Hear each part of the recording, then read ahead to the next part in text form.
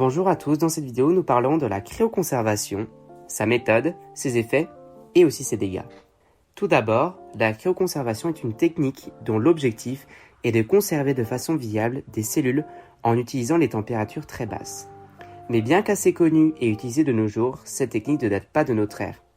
En effet, dès le XVIIe siècle, Robert Boyle effectue des travaux sur l'effet des températures négatives sur les animaux. Dans cette vidéo donc, on essaiera de voir si la cryoconservation est possible avec des cellules de levure, ce qui nous permettra d'identifier les potentiels dommages et effets du processus. Nous nous appuierons sur plusieurs expériences qui répondront sans doute à nos questions. Pour cela, nous avons cryoconservé deux types de suspensions de levure, une dans de l'eau distillée seulement et l'autre dans de l'eau distillée plus du glycérol, dont les propriétés cryoprotectrices sont reconnues. Pour commencer, nous avons réalisé deux suspensions. La première dans de l'eau distillée. Dans un autre bécher, nous avons dilué les levures dans 75% d'eau distillée et 25% de glycérol. Nous les avons ensuite placées au congélateur entre -15 et -20 degrés Celsius. Au bout de 5 jours, nous avons décongelé les tubes en les mettant dans de l'eau chaude, environ 35 degrés Celsius pendant 10 minutes. Pendant ce temps, nous avons tenté d'observer les cristaux au microscope de géologie, mais les cristaux fondaient instantanément. En effet, lorsque les levures sont congelées à basse température, des cristaux de glace se forment et peuvent détériorer les cellules. Nous espérions donc être en mesure d'observer ces cristaux.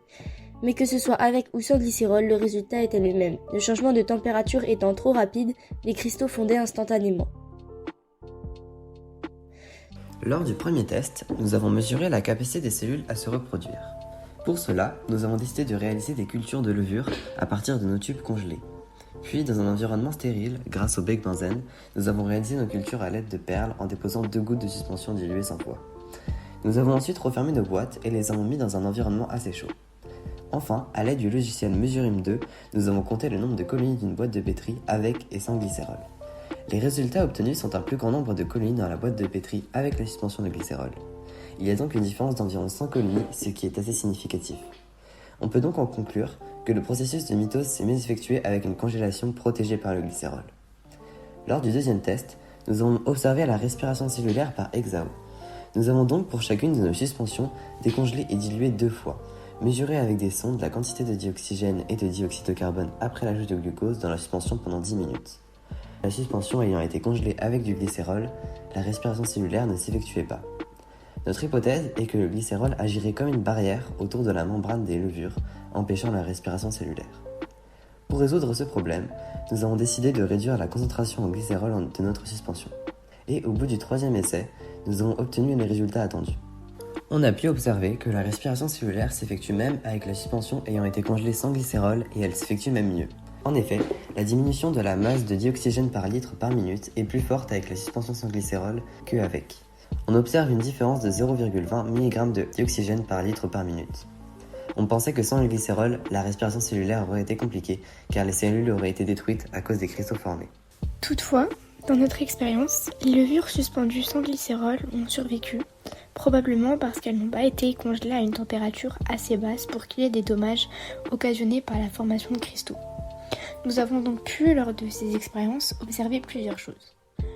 Tout d'abord, les levures, après avoir été cryoconservées, que ce soit avec ou sans glycérol, ont eu une activité de respiration cellulaire et sont donc encore vivantes. Le glycérol n'est donc pas forcément nécessaire.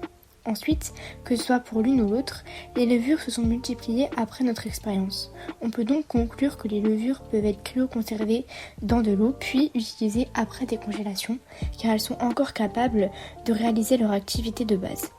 Cependant, on peut remettre en cause l'exactitude de nos résultats. Premièrement, le matériel disponible au lycée n'est pas optimal, comme le fait que nous n'ayons pas pu passer en dessous d'une certaine température.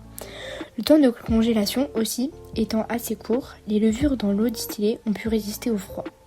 En tout cas, même si nos résultats n'étaient pas forcément ceux que l'on attendait, une chose est sûre, c'est que l'eau et le glycérol restent des solutions pour conserver des levures autour de -10, -20 degrés Celsius pendant un laps de temps relativement court.